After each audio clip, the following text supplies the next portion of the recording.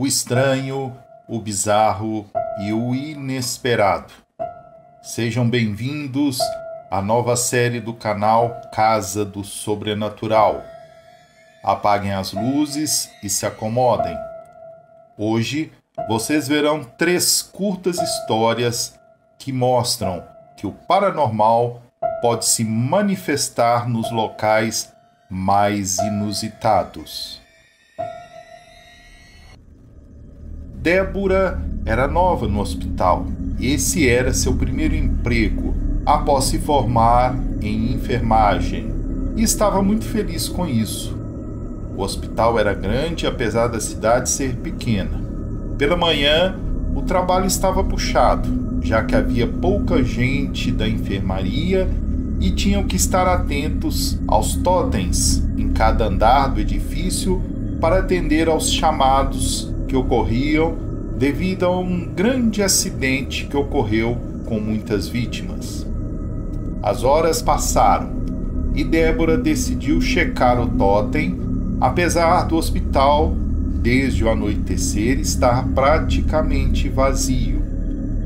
Nele havia uma requisição para ajudar em uma cirurgia na ala norte do 3º andar, ala essa a qual Débora nunca tinha ido. Olhando um dos mapas na parede, ela teria que descer e acessar essa área pelo 2º andar. Ela, que no momento estava no 3º andar, não via motivo para isso, pois tinha um grande corredor que só podia levá-la para lá. Débora não tinha reparado nesse corredor da primeira vez que andou por este andar, porém ansiosa por enfim participar de sua primeira cirurgia e preocupada que algo pudesse acontecer caso não chegasse rápido, se apressou pelo corredor. Ela achou estranho, já que haviam se passado alguns minutos e nada de chegar ao final do corredor, e estranhamente a porta parecia estar na mesma distância de quando ela começou a caminhar.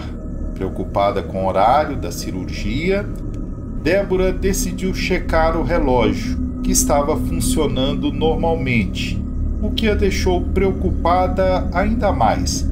Além disso, por alguma razão desconhecida, seu celular estava sem sinal. Por fim, ela desistiu de seguir pelo corredor e decidiu voltar e seguir pelo caminho descrito no mapa. Porém, ao se virar, ficou em choque. Cerca de 10 metros à sua frente, só havia escuridão. Não era possível ver sequer as paredes, piso ou teto do hospital. Neste momento, o coração de Débora acelerou e, desesperada, se virou novamente na direção do corredor com a porta. Mas não tinha mais nenhuma porta. Ela estava de frente para uma parede lisa. Assustada, ela socou e chutou a parede, pensando ser uma ilusão. Foi quando as lâmpadas restantes do corredor foram estourando uma a uma, e a escuridão foi se aproximando. O coração dela estava ainda mais acelerado e, desesperada, fechou os olhos. Foi quando a lâmpada acima de sua cabeça estourou e uma brisa fria percorreu todo o corredor. Débora conseguia ouvir lamentos distantes, porém no fundo sabia que devia evitar o que fosse a qualquer custo, e mesmo assustada, ela correu em meio à escuridão com os olhos fechados, rumo ao desconhecido, em meio aos lamentos e gemidos de dor ao seu redor. O dia amanheceu e o hospital estava funcionando normalmente. Porém, após o zelador encontrar uma das enfermeiras caída na escada com o pescoço quebrado, a polícia foi chamada. Não havia indício algum de assassinato. Segundo eles, Débora se jogou nas escadas que desciam para o 2º andar. Então, o caso foi encerrado. Ainda hoje, alguns pacientes e funcionários dizem ver um longo corredor que não está nos mapas. Inúmeras pessoas continuam morrendo estranhamente e ela continua lá, esperando sua próxima vítima.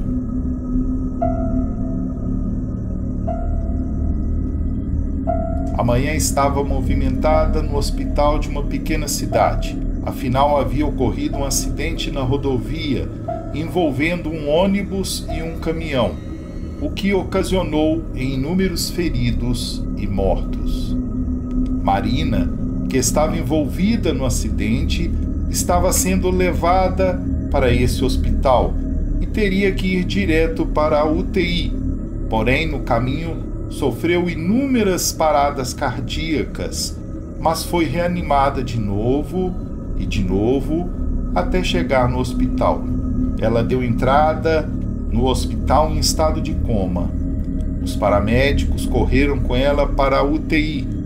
Os ferimentos dela eram gravíssimos, então eles continuaram a tratá-la até o anoitecer, enquanto ela permanecia desacordada. Marina acordou no meio da noite, percebendo que estava em um hospital, entubada e com inúmeros aparelhos ligados no seu corpo. Ela se assustou e se despreendeu dos aparelhos. Com as pernas fracas, conseguiu se levantar e saiu da sala. Era madrugada e o hospital estava completamente escuro e silencioso. E se apoiando na parede, ela prosseguiu pelo corredor à procura de alguém. O corredor estava muito mal iluminado. Todas as portas no caminho estavam fechadas e ninguém respondia quando ela batia nelas. Foi então que Marina viu uma porta entreaberta. Ela se aproximou com certa dificuldade e, ao entrar, ficou em choque. Haviam inúmeras macas e sobre elas inúmeros corpos de amigos, vizinhos e até familiares.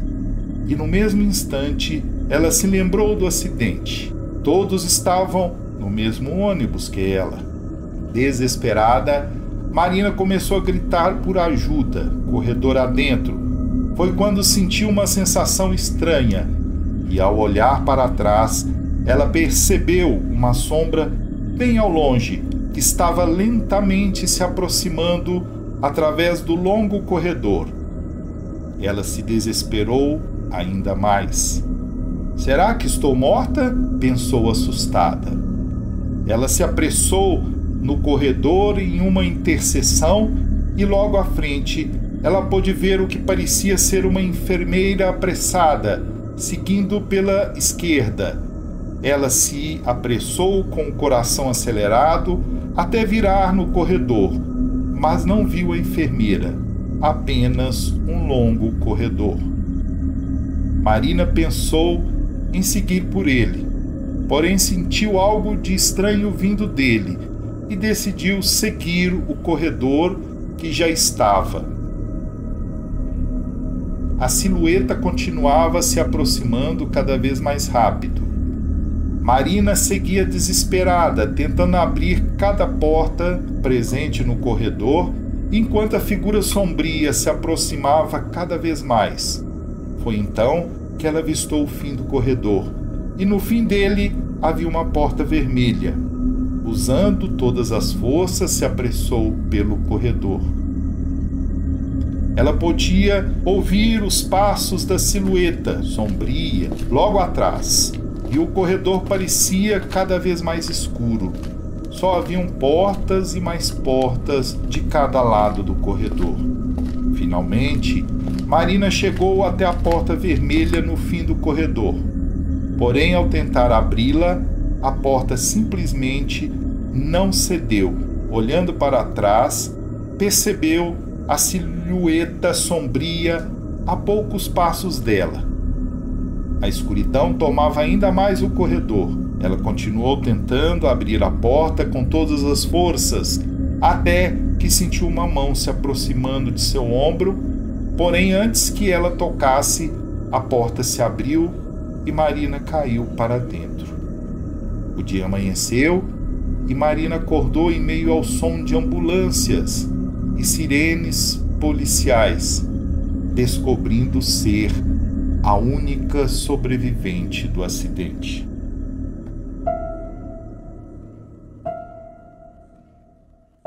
Era uma noite muito chuvosa.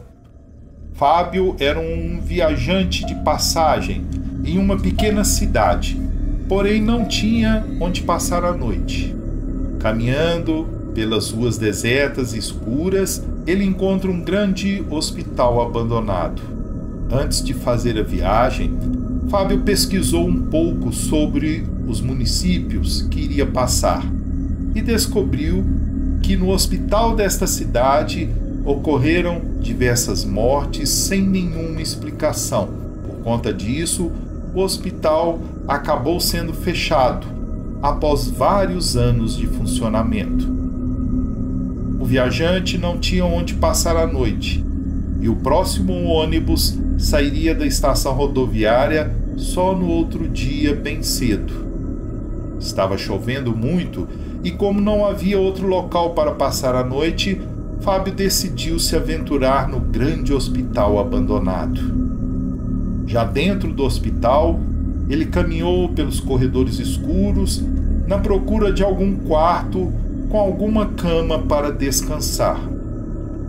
Enquanto caminhava, Fábio sentia que alguma coisa estava errada. Ele tinha a sensação de estar sendo observado, mesmo não vendo ninguém. Porém, achou que isso era coisa da sua cabeça e decidiu prosseguir.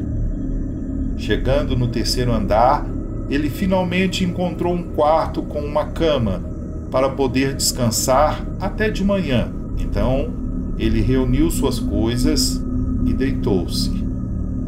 Enquanto estava na cama, Fábio pensava em um corredor que ele viu mais à frente do seu quarto.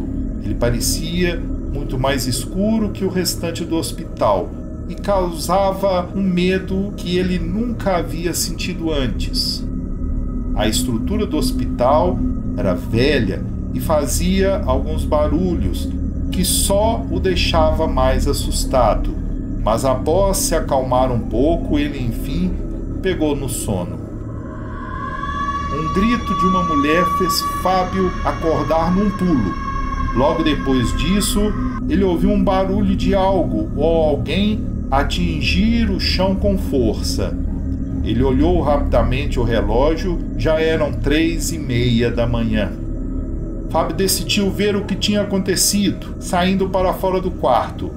Ele foi até o local que ocorreu o barulho, onde ficavam as escadas. Ele fazia o mínimo de barulho possível e seu coração estava acelerado. Quando finalmente chegou, ele ficou em choque.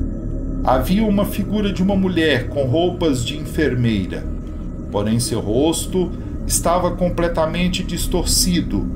Sua pele estava pálida e ela tinha uma expressão de ódio.